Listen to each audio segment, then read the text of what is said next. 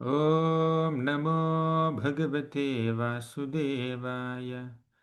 ॐ नमो भगवते वासुदेवाय। ॐ नमो भगवते वासुदेवाय। ॐ अज्ञानतिमिरान्धस्य ज्ञानाञ्जनशलाकया चक्षुरुन्मिलितं येन तस्मै श्रीगुरवे नमः। नम ॐ विष्णुपादाय कृष्णप्रेष्ठाय भूतले श्रीमते भक्तिवेदान्तस्वामिन् इति नामिने। नमस्ते सारस्वती देवे गौरवाणी प्रचारिणे निर्विशेषा शून्यवादी पाश्चात्यदेशतारिणे। जय श्री कृष्ण चैतन्य प्रभो नित्यानंद श्री अद्वैत गदाधर श्रीवासादि गौरभक्तवृंद। हरे कृष्णा कृष्ण कृष्ण हरे हरे, हरे Ram Ram Ram Hare Hare. Hare Krishna. I welcome everyone to this Rajavidya Rajaguhya series. We completed 10 shlokas in the last 10 days. In these 10 shlokas, Krishna presented two sections. In the first three shlokas, Krishna presented the glories of the knowledge that he is going to reveal in this chapter. In the next section, from 4th shloka to 10th shloka, Krishna described his Aishwarya Gnana, a bit technical. Krishna described his relationship with this material world, how he maintains everything, how he creates everything, how he destroys everything when the right time comes, and how he recreates everything, and how he carries out all these activities through the medium of Maya, who works under his superintendence. Prakriti or Maya or material nature is subordinate to Krishna and works under his direction.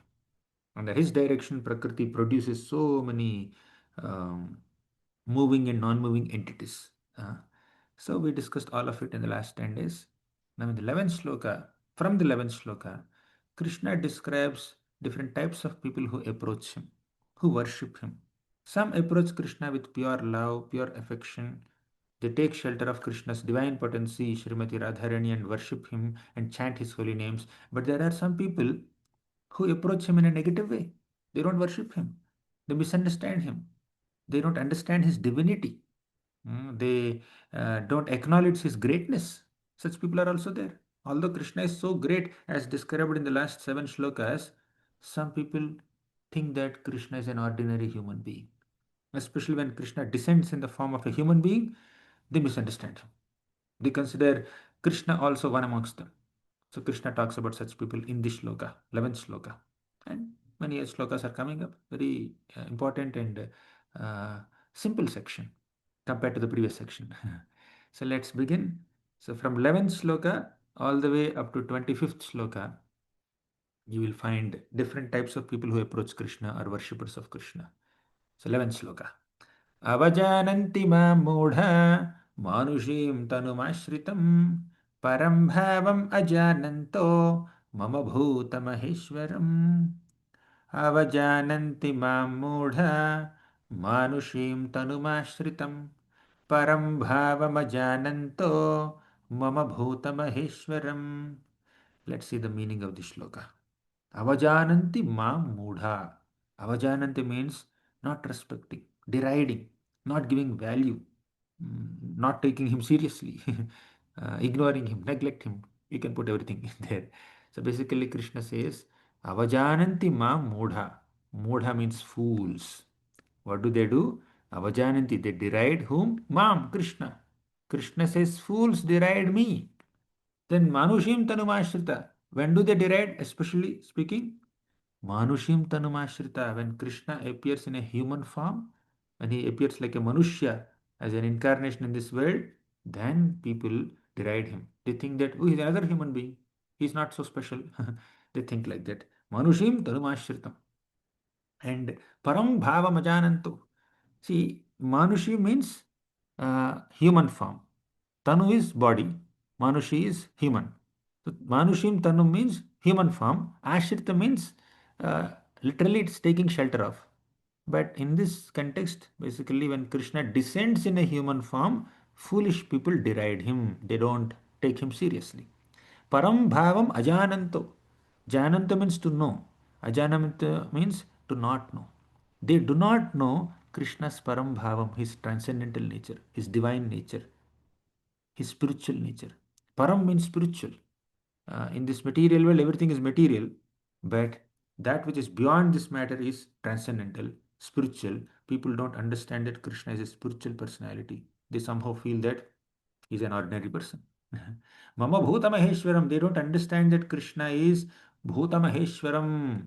He is the Maha Ishvara, the supreme proprietor, the supreme controller, the supreme boss, the supreme Ishvara of all living entities. So instead of understanding Krishna as Bhuta Maheshwaram, proprietor of all entities, instead of understanding Krishna's transcendental nature, Parambhavam, these people deride Krishna avajananti. They don't know Krishna ajananto when Krishna appears in a human form. Is it clear? Fools deride me when I descend in a human form. They do not know my transcendental nature as the supreme lord and proprietor of everything that exists. That's the meaning of the shloka. Let's get into a few details based on the purports given by Srila Prabhupada and other acharyas. So, Krishna says in this shloka that foolish people deride him. Krishna is the creator of this universe. Krishna does so many things to maintain this universe. He annihilates the universe when the right time comes, isn't it?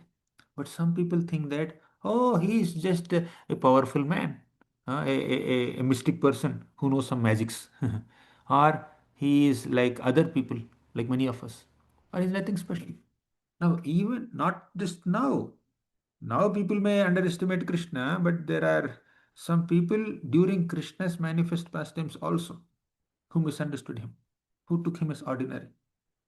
For example, Krishna lifted Govardhan mountain at the age of 7. He held this Govardhan mountain on his little finger for 7 days and 7 nights. But you know what Shishupal said? Krishna just lifted a lump of earth, that's all.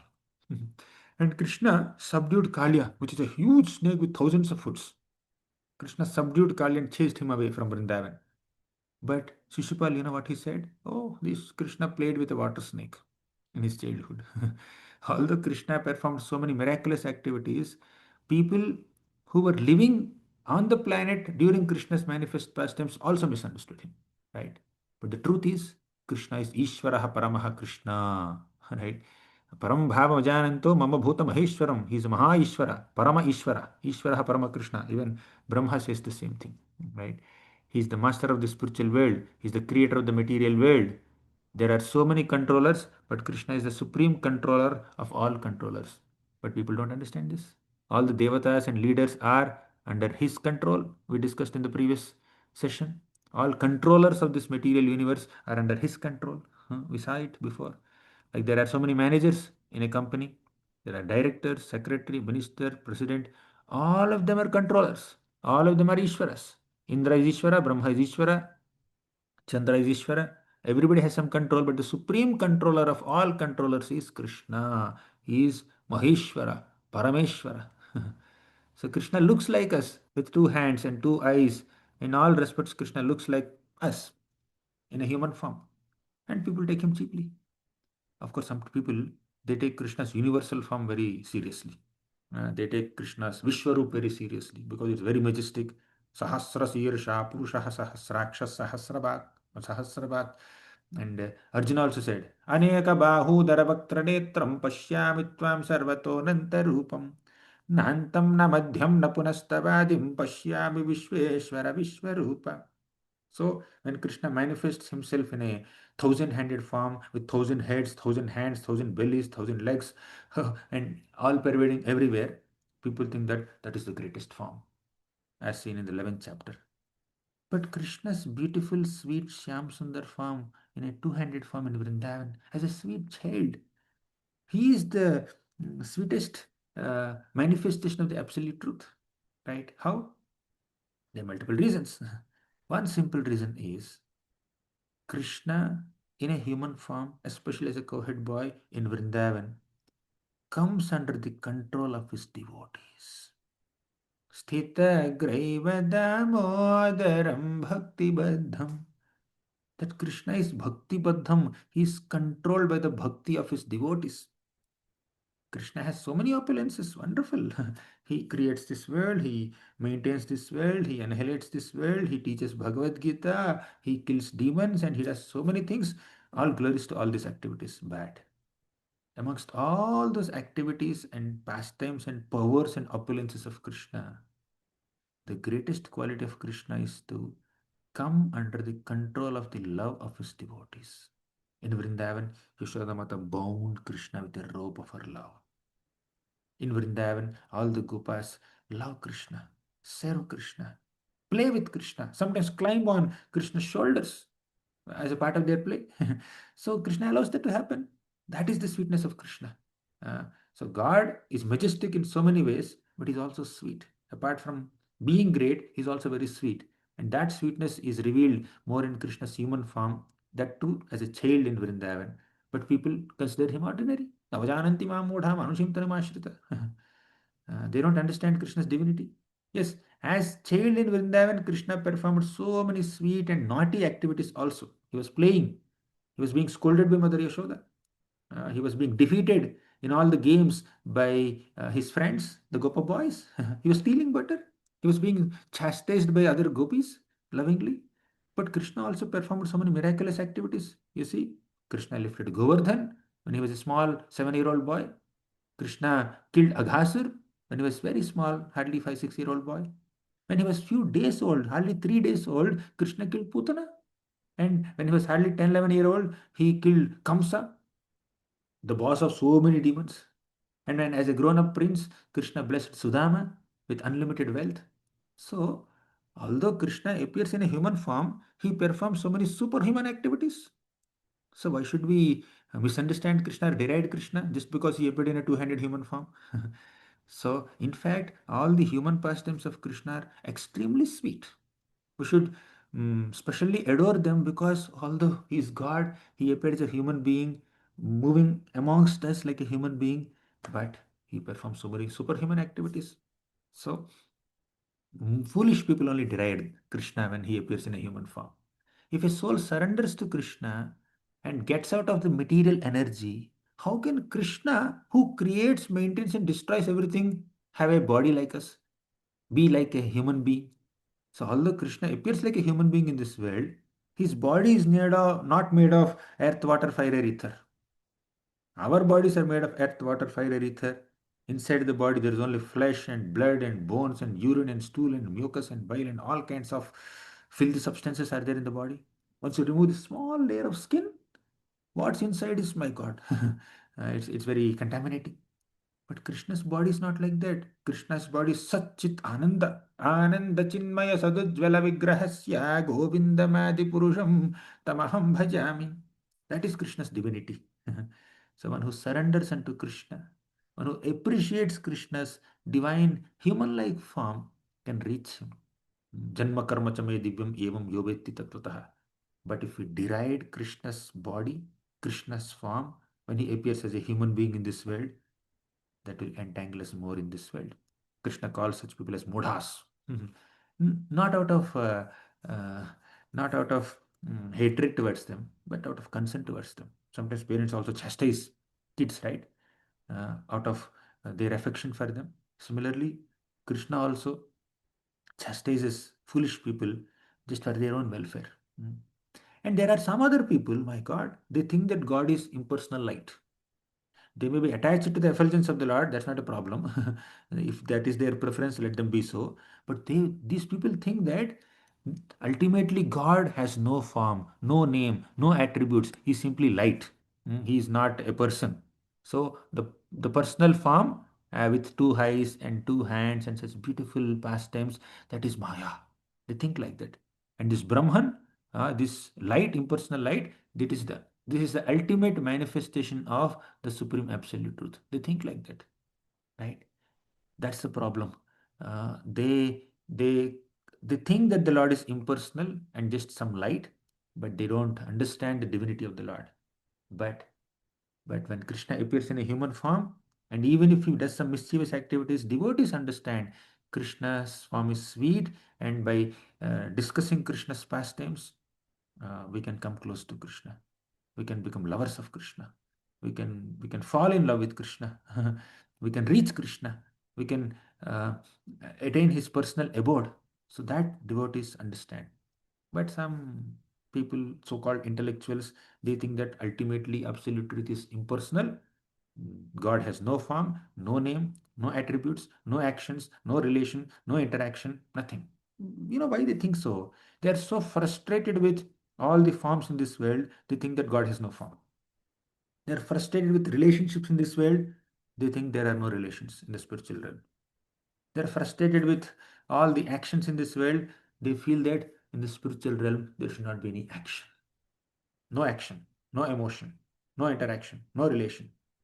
It should be simply self satisfaction. That's all. That's their understanding of the spiritual realm. Okay, if they're attached to that impersonal abode of the Lord, which is basically filled with the Lord's effulgence, let them be so, but they should not deride the form of the Lord. When the Lord appears as a human form, appears in a human form with such loving features to eyes, to hands, playing flute, having curly hairs, performing so many enchanting pastimes, you should not say that this is all Maya. He is also under karma. That's an offense to the Lord. That's why Krishna says, Avajananti mamudha manushim tanumashrita param bhavam jananto. Even if Krishna appears in a human form, he is param bhavam jananto, means he is in his transcendental nature. Mama Bhuta Maheshwaram, he retains his position as the supreme master of every single living being. When Krishna appears as a human being in this world, as a 6-year-old boy, when he was playing in Vrindavan, Brahma came and offered prayers. Shiva wanted to take his darshan. And Indra came and fell flat in Krishna's feet, begging for forgiveness. Sorry, I tried to destroy Vrindavan, please forgive me. See, all the devatas came. When Indra was attacked by Narakasur in Svargalok, immediately Indra came to Dwarka and said, Krishna, this Narakasur is bothering me, please protect me. Even the great devatas take shelter of Krishna. Once, four-headed Brahma came to Dwarka and said, I want to meet Krishna. Dwarpal said, who are you? Brahma said, I am Brahma. Then Dwarpal said, which Brahma are you? Which Brahma? There's only one Brahma in the universe. Then Krishna called hundreds and thousands of Brahmas from unlimited universes. It's, we are living in one universe. Like that, there are millions and trillions of universes, quadrillions of universes. And in each universe, there is a Brahma. And those Brahmas are bigger. Our Brahma has only 4 heads. In the other universes, there are other Brahmas who have 10 heads, 20 heads, 100 heads, 1,000 heads, 10,000 heads, 1 lakh heads, 1 million heads, 10 million heads. All these Brahmas came to Dwaraka. And this four-headed Brahma is looking at all these Brahmas. He was feeling that I am like a mosquito amidst so many mighty elephants. So, and all these Brahmas are coming and offering obeisances to Krishna's lotus feet. Kirita kotyedita padapitha. There is a padapitha, means there is a small stool, golden, jewel bedecked stool under Krishna's lotus feet. All these Brahmas and many other devatas, they're coming and touching their crowns to that Padapitha of Krishna. Kirita Kotyedita Padapitha means millions and trillions of crowns decorating the heads of universal controllers come and offer obeisances to Krishna's lotus feet or bow down in front of the footrest of Krishna. That's the power of Krishna. Mama Bhuta Maheshwaram. But fools deride Krishna. That's their misfortune. What to do? So, but we can revive a relationship with Krishna. Krishna is present in everything and everyone, and we should respect everyone. He's in us, he is in you, he's in me, he's in elders, he's in kids, he's in boys, he's in girls, he's in animals, he is in plants, he is in every molecule of earth, every drop of water. He's there everywhere. So, knowing Krishna's presence in all living entities, we should respect everyone. We should not offend anyone.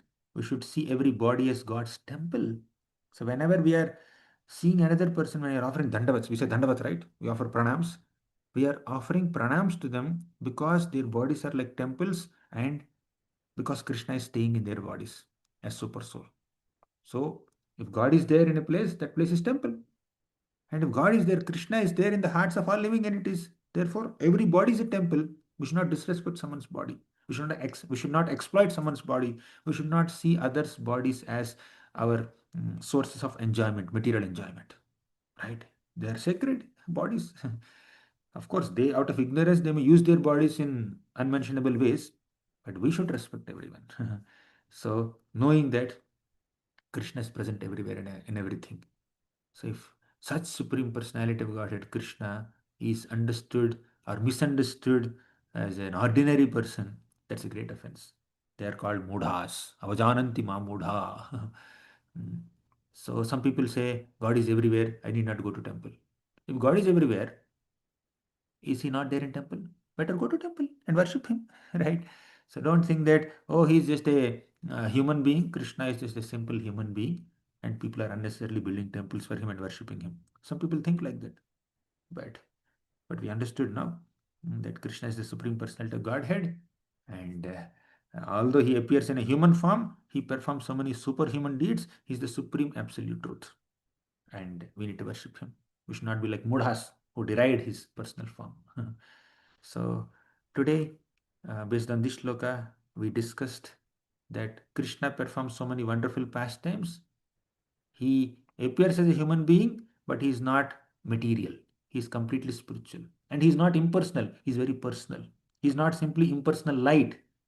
He is a personal Lord. And that impersonal light is simply effulgence of his body. So one should not think that impersonal Brahman is the ultimate and the Lord's personal form is not ultimate. And he's in everyone. He's in the temple also. So we need to worship him and we need to acknowledge his presence everywhere. So these are some thoughts on this beautiful shloka. Avajananti mam modha manushim tanumashrita. So tomorrow we'll meet again and discuss the 11th shloka of the 9th chapter. Thank you very much. Shrimad Bhagavad Gita ki jai, Srila Prabhupada ki jai.